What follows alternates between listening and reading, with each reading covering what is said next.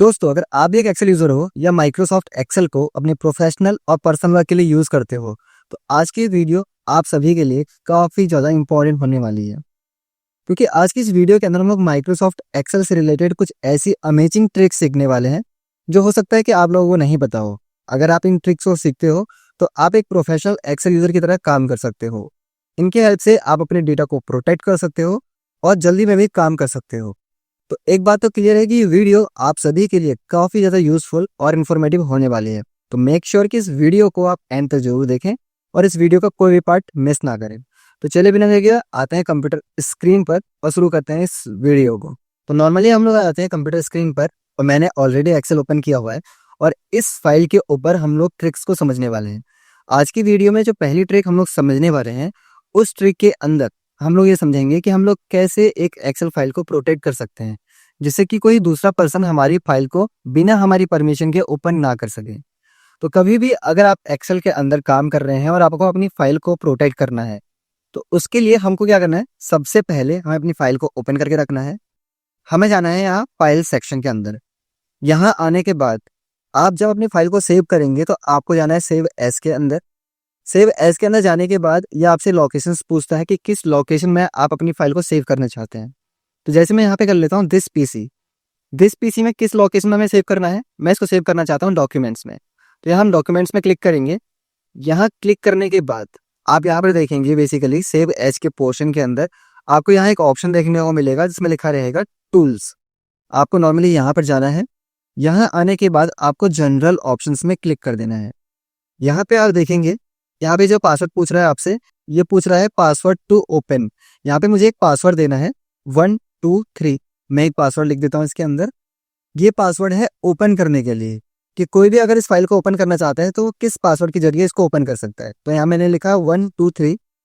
वहीं पे हम यहाँ पे पासवर्ड टू मॉडिफाई पे अगर उसको एडिट करना होगा तो उसके लिए कौन सा पासवर्ड वो डाले वो हम लोग यहाँ पे डालेंगे। तो मैंने लिखा ABC और हमने यहाँ पे किया इसको ओके। ओके करने के बाद हमें यहाँ पे पासवर्ड री एंटर करना है। पर अभी हम यहाँ पे पासवर्ड री एंटर करना है वो जिसकी मदद से हम इसको ओपन कर सकते हैं, जो कि है 1 2 और 3। हमें इसको ओके करना है। अब यहाँ पे ये कह रहा है री एंटर पासवर्ड टू मॉडिफाई, मतलब हमने मॉडिफाई करने के लिए कौन सा पासवर्ड रखा था, A B और C। यहाँ पे हम वो पासवर्ड लिखेंगे और इसको कर देंगे ओके। ओके करने के बाद आप अपनी फाइल का नाम रख सकते हो। मैंने यहाँ पे लिखा जैसे कि मोहित, और इतना करने के बाद हम इसको सेव कर देते हैं। तो अब हमारी ये वाली फाइल सेव हो चुकी है। अब कैसे पता करें कि इस पे प्रोटेक्शन लगी है या नहीं?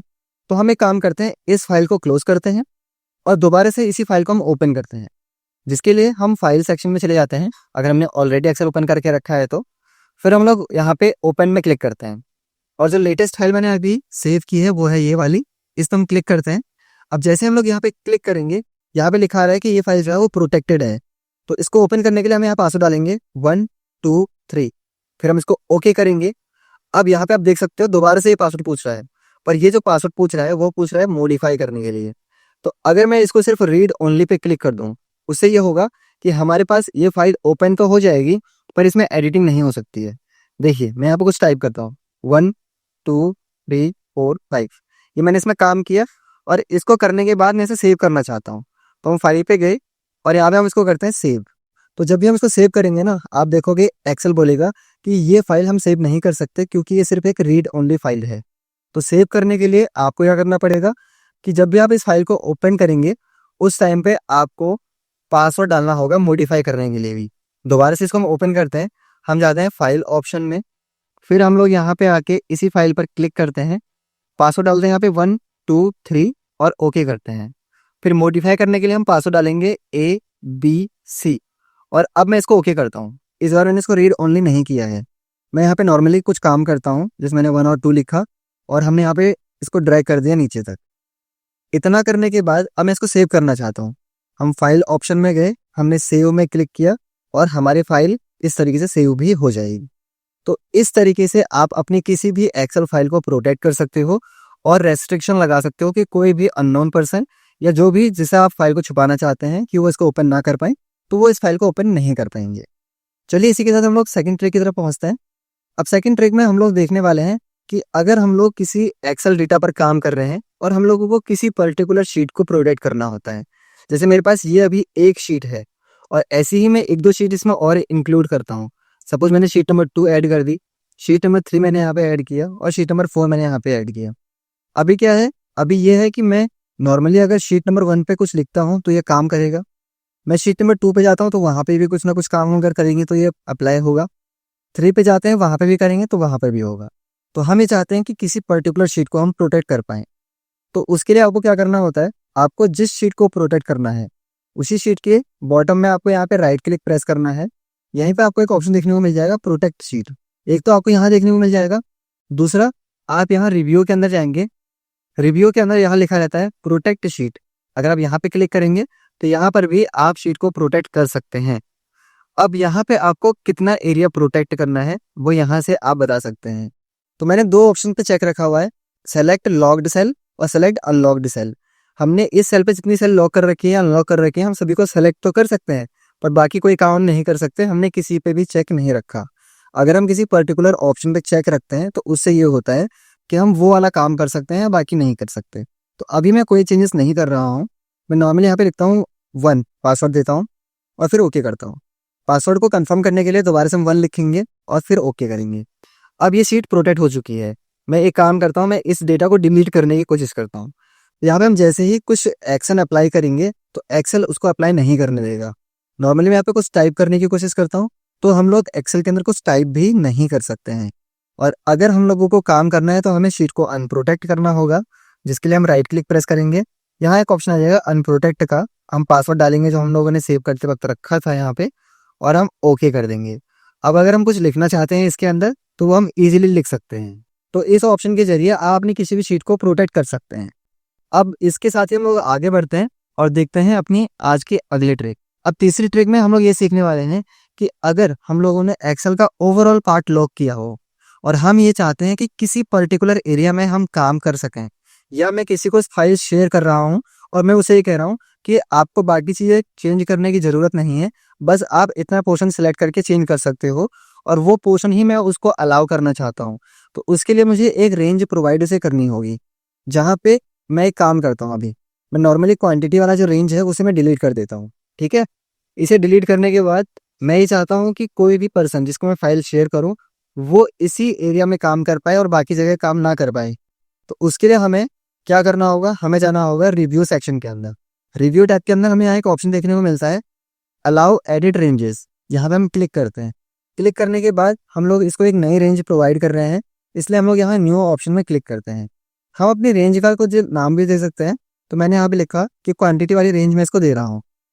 ये रेंज का एरिया है कि मैंने कौन सा एरिया इसको प्रोवाइड किया है।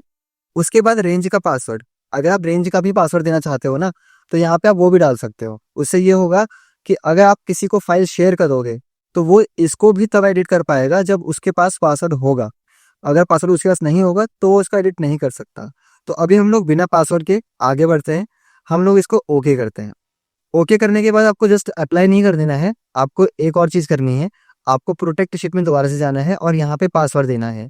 पासवर्ड देने के बाद कंफर्म करना है पासवर्ड को और करना है ओके। इससे ये होगा कि आपकी पूरी शीट तो लॉक हो जाएगी, लेकिन ये जो क्वांटिटी वाला पोर्शन है वो अनलॉक रहेगा। अगर हम लोग यहाँ पे एडिटिंग करते हैं कुछ भी तो वो हम इजीली कर सकते हैं। इसके अंदर आप देख सकते हो कि मैं कोई भी वैल्यू अगर इसमें फिलअप कर रहा हूँ तो इजीली वो काम यहाँ पे हो पा रहा है। और जैसे ही मैं दूसरी जगह कुछ काम करने की कोशिश करता हूँ तो वहाँ पर हमारे लिए ये एक एरर डिस्प्ले कर देता है कि हम इन जगह पे काम नहीं कर सकते। तो इस तरीके से आप किसी रेंज को भी प्रोवाइड कर सकते हो पर्टिकुलरली। तो ये हो गई हमारी तीसरी ट्रिक और अब हम बढ़ते हैं अपनी चौथी ट्रिक की तरफ। अब चौथी ट्रिक में हम लोग ये देखने वाले हैं कि मैं ये चाहता हूँ कि हम लोग अपने किसी डेटा को लॉक करें और शीट के बाकी पोर्शन पे वो पर्सन काम कर पाए। तो उसके लिए हमें क्या करना होगा, पहले तो इसका अनप्रोटेक्ट करते हैं शीट और उसके बाद देखते हैं। मैं ये चाहता हूँ, समझ लीजिए कि मेरा जो इतना डेटा है ये लॉक रहे और जिसको मैं फाइल शेयर करूँ वो इस पूरी शीट में काम कर पाए। तो उसके लिए हमें क्या करना होगा, उसके लिए नॉर्मली हमें अपनी पूरी शीट को सिलेक्ट करना होगा।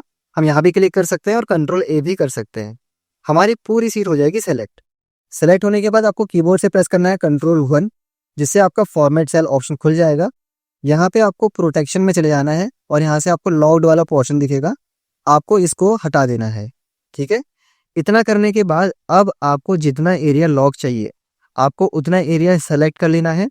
फिर से आपको कंट्रोल 1 प्रेस करना है, फिर से ये ऑप्शन खुलेगा। अब इस बार आपको जितना एरिया आपने सेलेक्ट किया है उसे लॉक चाहिए, इसके लिए आपको ये पोर्शन लॉक कर देना है, फिर आपको यहाँ से ओके कर देना है।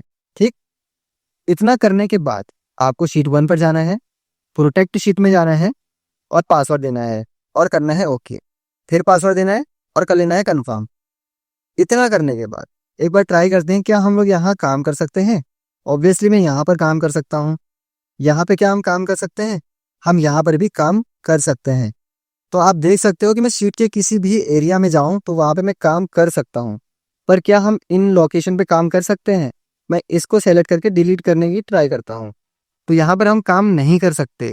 हम यहाँ पे ट्राई करते हैं, यहाँ भी हम काम नहीं कर सकते।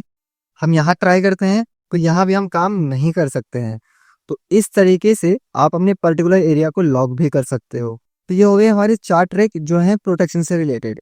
अब हम देखने वाले हैं 5th ट्रिक और इसमें भी हम लोग प्रोटेक्शन को यूज करने वाले हैं। बेसिकली क्या होता है, मेरे पास ये एक डेटा है, ठीक है, और मैंने इस डेटा में देख सकते हो इस लोकेशन पर फॉर्मूला अप्लाई किया है। फॉर्मूला बाद में आप देख सकते हो मैंने फॉर्मूला यूज किया हुआ है। कई बार ऐसा होता है कि मैंने फॉर्मूला कस्टमाइज किया हो या चलो नहीं भी किया हो, मैंने एटलीस्ट फॉर्मूला तो लगाया हुआ है और मैं इस फाइल को किसी को शेयर कर रहा हूँ, पर मैं ये नहीं चाहता कि वो हमारे फॉर्मूला को चेक कर पाए। वो फॉर्मूला उसको नहीं देखना चाहिए, फॉर्मूला बार के अंदर वो फॉर्मूला उसको डिस्प्ले नहीं होना चाहिए। तो फिर उसके लिए हम लोग क्या कर सकते हैं, उसके लिए सबसे पहले तो आपको अपनी रेंज सेलेक्ट कर लेनी है जिस एरिया में आपको फॉर्मूला हाइड करना है। उसके बाद आपको कीबोर्ड से कंट्रोल 1 प्रेस करना है जिससे आपका फॉर्मेट सेल ऑप्शन खुलेगा। अब यही प्रोटेक्शन के अंदर एक नीचे ऑप्शन लिखा हुआ है हिडन का, ठीक है, अब आपको यहाँ क्लिक कर देना है। ये ऑप्शंस ये बोलते हैं कि लॉकिंग सेल और हाइडिंग फॉर्मूला तभी काम करेगा जब आप अपनी शीट को प्रोटेक्ट करेंगे। तो सीधा सीधा मतलब है कि हम लोगों को अपनी शीट को यहाँ से कर देना है प्रोटेक्ट, क्योंकि अभी आप देखोगे फॉर्मूला बार में हमारा फॉर्मूला हम लोगों को डिस्प्ले हो रहा है। पर अब हमें क्या करना है, हमें शीट 1 पे राइट क्लिक करना है, प्रोटेक्ट शीट में जाना है और यहाँ से शीट को कर देना है प्रोटेक्ट। पासवर्ड को हमें कंफर्म करना है और उसके बाद हम कर देंगे ओके। अभी आप चेक करिए, मैं अगर इन सेल में क्लिक करता हूँ तो फॉर्मूला बार में हम लोगों को value as it is display हो रही है। पर क्या इस लोकेशन के किसी भी सेल के लिए हमें वो फॉर्मूला दिख रहा है जो हमने लगाया था? फॉर्मूला तो दूर की बात है, हमें कोई वैल्यू भी फॉर्मूला बार के अंदर नहीं दिखेगी। इस तरीके से आप अपने किसी भी फॉर्मूला को फॉर्मूला बार से हाइड रख सकते हो किसी से भी। तो ये भी एक अमेजिंग ट्रिक होती है अगर आप एक्सेल में ऑफिस में काम कर रहे हैं तो। इसी के साथ हमारी 5 ट्रिक हो चुकी हैं कंप्लीट और अब हम सीखते हैं 6th ट्रिक। और इस ट्रिक के अंदर हम लोग सीखने वाले हैं कि अगर हम लोगों को एक्सेल में एक ही बार में बल्क में शीट्स इंसर्ट करनी हो तो वो हम कैसे कर सकते हैं। कई बार ऐसा होता है कि हम लोगों को बहुत सारी शीट्स बनानी होती हैं, पर अगर हम लोग शीट्स को एक एक करके बनाएंगे तो काफ़ी टाइम लगेगा। हो सकता है हम नई शीट लेंगे फिर उसका नाम चेंज करेंगे, फिर नई शीट लेंगे फिर उसका नाम चेंज करेंगे, तो उसमें टाइम भी जाएगा और वो थोड़ा सा बोरिंग भी लगेगा। तो हम क्या करेंगे, यहाँ पे हम लोग ऑलरेडी एक एक्सेल फाइल बना के रखेंगे और जहाँ पे हम लोगों को जिन नाम से शीट्स चाहिए उनको हम लोग यहाँ लिख के रखेंगे। मैंने ऑलरेडी यहाँ पे लिख के रखा है वीक 1, वीक 2, वीक 3, वीक 4। मुझे वीक के अकॉर्डिंग सेल्स रिपोर्ट बनानी है अलग अलग वीक की, तो मुझे वहाँ पे क्या चाहिए होंगी, अलग अलग शीट्स चाहिए होंगी। तो हम क्या करेंगे, नॉर्मली मैंने जैसे लिखा हुआ है इसको सेलेक्ट करके रखेंगे और एक्सेल के इंसर्ट टैब में चले जाएंगे। यहाँ पे हम लोग पिवट टेबल ऑप्शन में क्लिक करेंगे। यहाँ क्लिक करने के बाद हम यहाँ से करेंगे ओके। ओके करने के बाद अब हम देखेंगे पिवट टेबल फील्ड लिस्ट। अब इस फील्ड लिस्ट में हम लोगों को क्या करना है, नॉर्मली यहाँ पे लिखा रहा है वीक्स, तो वीक्स को हम ड्रैग करेंगे फिल्टर लेवल में रख देंगे। जैसे हम लोग इसको फिल्टर लेवल में रखेंगे उसके बाद हम यहाँ पे देखेंगे कुछ इस तरह से ऑप्शन आ रहा है जहाँ पे लिखा आता है ऑप्शंस। हम यहाँ नॉर्मली ऑप्शंस में क्लिक करेंगे, यहाँ लिखा आता है शो रिपोर्ट फिल्टर पेजेस, और जैसे ही हम इस पर क्लिक करेंगे तो यहाँ लिखाएगा वीक्स। हम इस ऑप्शन में क्लिक करेंगे तो बस एक क्लिक में आप देख सकते हो वीक 1, वीक 2, वीक 3, वीक 4 हमारे पास चारों वीक के लिए यहाँ पे शीट्स बनकर आ चुकी है। ठीक है, तो ये कितना इंटरेस्टिंग है, बस एक क्लिक में ही आपकी सारी शीट्स जनरेट हो जाएंगी। एक बार दोबारा ट्राई करते हैं हम लोग और इस बार ट्राई करते हैं मंथ्स के अकॉर्डिंग। मुझे मंथ के अकॉर्डिंग रिपोर्ट्स चाहिए और मुझे अलग अलग शीट्स भी उनके लिए ऐड ऑन करनी है। हमने इस पूरे डेटा को सेलेक्ट कर लेना है, इंसर्ट के अंदर जाना है और पिवट टेबल में क्लिक कर देना है। यहाँ क्लिक करने के बाद अब हमें इसको ओके करना है। ओके करने के बाद हमें पिवट टेबल फील्ड में आना है और नेम को ड्रैग करना है फिल्टर लेवल में। यहाँ लाने के बाद कुछ इस तरीके से यहाँ पे मंथ्स लिखा आएगा, यहाँ ऑल लिखा आएगा। कोई चेंजेस नहीं करना है। नॉर्मली हम लोगों को पिवट टेबल एनालाइज में चले जाना है। यहाँ आने के बाद हम लोगों को ऑप्शंस में जाना है और शो रिपोर्ट फिल्टर पेजेस में क्लिक करना है। मंथ यहाँ लिखा आ रहा है और हमें करना है ओके। बस इतना करना है। आपका मंथ 1, आपका मंथ यहाँ पे 10 दिखा रहा है, ठीक है, 11, 12 और उसके बाद देख सकते हो सेकंड मंथ है, फिर थर्ड है, फोर्थ है, फिफ्थ है, सिक्स्थ है। इस तरीके से आपके सारे मंथ्स यहाँ पे जनरेट हो चुके हैं। तो इस तरीके से हम लोग क्रिएट कर सकते हैं बल्क में शीट्स को एक साथ। तो ये थी हमारी 6th ट्रिक। और अब बात करते हैं हम लोग आज की वीडियो की सबसे आखिरी ट्रिक की। ये जो ट्रिक है ना, ये है फोल्डर्स क्रिएट करने के लिए। अब आप कहोगे कि हम तो एक्सेल के बारे में ट्रिक समझ रहे हैं, फोल्डर से क्या मतलब है। कई बार ऐसा होता है हमें बहुत सारे फोल्डर्स की जरूरत होती है, ठीक है, और हमें उनके अंदर फाइल्स को सेव भी करना है। पर अगर हम एक एक करके फोल्डर्स बनाएंगे तो उसमें काफ़ी टाइम भी लगेगा। तो एक्सेल की मदद से आप बहुत सारे फोल्डर्स को एक ही बार बना सकते हो। बस क्या करना है, आपको जितने फोल्डर्स बनाने हैं उन सभी फोल्डर के नेम को आपको एक्सेल के अंदर लिख लेना है। तो मुझे बनाने हैं यहाँ पे 100 फोल्डर, तो मैंने यहाँ पे 100 लोगों का नाम ऑलरेडी लिखा हुआ है। अब फोल्डर बनाने के लिए हम करेंगे क्या, बेसिकली जो भी नाम आपने लिखे हैं, ठीक है, उसी के राइट हैंड साइड में आपके पास एक सेल होगी, आपको यहाँ लिखना है MD, ठीक है। MD लिखने के बाद आपको वही नाम जो यहाँ लिखा हुआ है आरव शर्मा, वो आपको यहाँ पे टाइप करना है, ठीक है। यहाँ टाइप करने के बाद आपको यहाँ से कीबोर्ड से प्रेस करना है Ctrl+E, और जैसे ही आप Ctrl+E प्रेस करोगे, Ctrl+E से फ्लैश फिल अप्लाई होगा और यहाँ पे सभी के नाम के आगे MD इस तरह से लिखा जाएगा। अब आपको क्या करना है, आपको सारे नेम यहाँ से सेलेक्ट कर लेने हैं। तो Ctrl+Shift+Down एरो की मदद से हम उसको सेलेक्ट कर लेंगे और हम कॉपी कर लेंगे। कॉपी करने के बाद हमें ज़रूरत पड़ेगी एक नोटपैड फाइल की, जिसके लिए हम लोग विंडो और R बटन प्रेस करेंगे और नोटपैड को ओपन करेंगे। नोटपैड ओपन होने के बाद यहाँ पे हम उन नाम को पेस्ट कर देंगे। Ctrl+V प्रेस करते हैं, सारे नेम हमारे यहाँ पे पेस्ट हो चुके हैं, ठीक है। अब हमें इस फाइल को सेव करना है, तो कीबोर्ड से Ctrl+S हम प्रेस करते हैं। अब हम इन नाम को सेव तो कर रहे हैं, पर किस लोकेशन में हम इनको सेव करना चाहते हैं। तो मैं डेस्कटॉप में इन सभी नाम को सेव करना चाहता हूँ। मैंने नॉर्मली डेस्कटॉप सेलेक्ट किया और सेव करते वक्त आपको फाइल का नाम लिखना है। मैंने फाइल का नाम रख लिया सपोज मोहित, और यहाँ पे हमको क्या करना है, हमको लिखना है .bat, ठीक है। आपको ये करना है और आपको कर देना है यहाँ से सेव। अब आपकी जो है ना विंडोज बैच फाइल यहाँ पे सेव हो जाएगी। अब यहाँ से हम लोग आ जाते हैं अपने डेस्कटॉप पर, और यहाँ देख सकते हो जो मैंने यहाँ पे विंडोज बैच फाइल दिख रहा है आपको, वहाँ पे विंडोज बैच फाइल जो मैंने यहाँ पे क्रिएट की है वो कुछ इस तरह से दिख जाएगी। हम लोग यहाँ पे इसको ओपन करते हैं, ठीक है। और जैसे ही मैंने यहाँ पे डबल क्लिक किया, आप मेरे कंप्यूटर स्क्रीन पर देख सकते हो कि मेरे पास मैंने जितने नाम लिखे थे उन सभी के फोल्डर यहाँ पे बन चुके हैं। सभी के सभी हमें यहाँ डेस्कटॉप स्क्रीन पर देखने को मिल रहे हैं कि हमारे सारे फोल्डर्स यहाँ आ चुके हैं। मैंने डेस्कटॉप पे इसलिए ले लिया क्योंकि नॉर्मली आपको डेस्कटॉप पे इजीली समझ में आ जाए इस वजह से। पर पता है क्या, अभी भी इसमें एक कन्फ्यूजन हुई है। हुआ क्या है कि इसने सभी नाम के अकॉर्डिंग हम लोगों को फोल्डर तो दिए ही हैं, साथ ही साथ सरनेम के अकॉर्डिंग भी फोल्डर दे दिए। सरनेम के अकॉर्डिंग फोल्डर इसलिए दिए क्योंकि जो हमारी एक्सेल फाइल थी उसमें हर नाम के बाद स्पेस भी था, मतलब फर्स्ट नेम के बाद स्पेस है तो फिर सेकंड नेम लगा हुआ है, उसके अकॉर्डिंग इसलिए हमारी फाइल को कुछ इस तरह से बनाया है। मैं इन सभी को अभी यहाँ से डिलीट कर देता हूँ, ठीक है। इन सभी फाइल्स को हम कर लेते हैं डिलीट, और हम दोबारा से यही चीज़ रिपीट करके देखते हैं जहाँ पर हम लोग फोल्डर्स बनाएंगे, पर हम सिर्फ नेम के साथ बनाएंगे, ठीक है। अब हम लोग इन फोल्डर्स को भी यहाँ से डिलीट कर देते हैं। तो ये हम आइटम्स डिलीट करते हैं, ये बैकग्राउंड में हमारी इस तरह से फाइल्स जो होंगी वो हो जाएंगी डिलीट, ठीक है। अब इन्हें डिलीट करने के बाद हम आ जाते हैं एक्सेल पर। एक्सेल में आने के बाद हमें क्या करना है, यहाँ पे हमें थोड़ा सा इसमें एडिटिंग करनी है। हम यहाँ पे बेसिकली डिलीट करते हैं डेटा को, दोबारा से यहाँ पे लिखते हैं MD स्पेस, उसके बाद यहाँ लिखते हैं आरव, और हम यहाँ पे अंडरस्कोर लगाते हैं आरव शर्मा, मतलब उसके नाम को अंडरस्कोर से जोड़ देते हैं। फिर हम कीबोर्ड से Ctrl+E प्रेस करते हैं तो सभी का नाम ऐसे ही हो जाएगा। फिर से हमें उस पूरे लोकेशन को कॉपी कर लेना है और नोटपैड पे चले जाना है। हम आते हैं नोटपैड पे, यहाँ पे मैं नई फाइल ले लेता हूँ और डेटा को पेस्ट कर देते हैं। तो कुछ इस तरह से हमारे पास ये फाइल आ जाएगी। अब हम इसको सेव करेंगे, कंट्रोल एस प्रेस करते हैं यहाँ पे मैं इसका नाम रख देता हूँ mohit2.vat। इतना करने के बाद कौन सी लोकेशन पे सेव करना चाहते हैं, हम इसको भी डेस्कटॉप पे ट्राई करते हैं। तो डेस्कटॉप मैंने सेलेक्ट किया और यहाँ से कर दिया सेव। सेव करने के बाद हम डेस्कटॉप पे आते हैं। ये देख सकते हो mohit2 की यहाँ पे विंडोज़ बैच कर आ चुकी है। यहाँ पे हम लोग इस पर डबल क्लिक करते हैं, ठीक है। तो हमारे सारे फोल्डर्स जो हमने इस फाइल के जरिए बनाए हैं, अब आप मेरी कंप्यूटर स्क्रीन में देख सकते हो कि डेस्कटॉप स्क्रीन पे वो सारे फोल्डर्स बस क्लिक करने पर ही हमारे पास इस तरीके से आ जाएंगे। अब इनमें जो भी फाइल्स हम लोगों को सेव करनी है वो हम इजीली कर सकते हैं। तो ये एक ट्रिक थी फोल्डर्स को बनाने के लिए with the help of Microsoft Excel. I hope कि दोस्तों माइक्रोसॉफ्ट एक्सेल से रिलेटेड ये ट्रिक्स आपको पसंद आई होंगी।